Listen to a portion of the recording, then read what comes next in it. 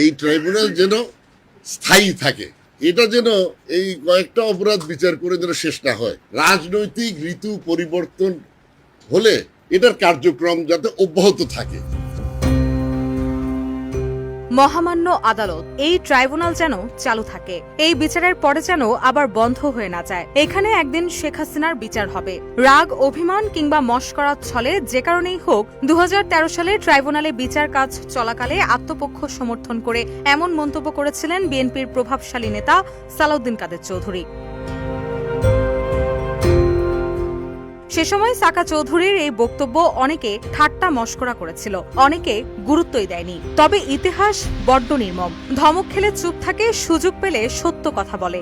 10 বছর পর আজ 17 নভেম্বর সেই একই ট্রাইব্যুনালেই শেখ হাসিনার বিচারের রায় হয়েছে। রায়ে শেখ হাসিনাকে মৃত্যুদণ্ড আদেশ দেওয়ার পর সামাজিক যোগাযোগ মাধ্যমে সালাউদ্দিন কাদের চৌধুরীর এমন মন্তব্যের ভিডিওটি মুহূর্তেই ছড়িয়ে পড়ে।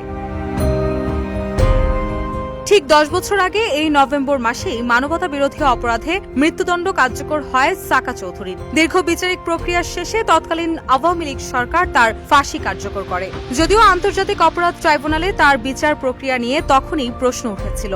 সাকা চৌধুরী নিজেও ট্রাইব্যুনালে নির্দোষ দাবি করে বক্তব্য দেন। সাবেক 6 বারের এই সংসদ সদস্যের সেই বক্তব্য নতুন করে ভাইরাল হয়েছে সামাজিক যোগাযোগ মাধ্যমে।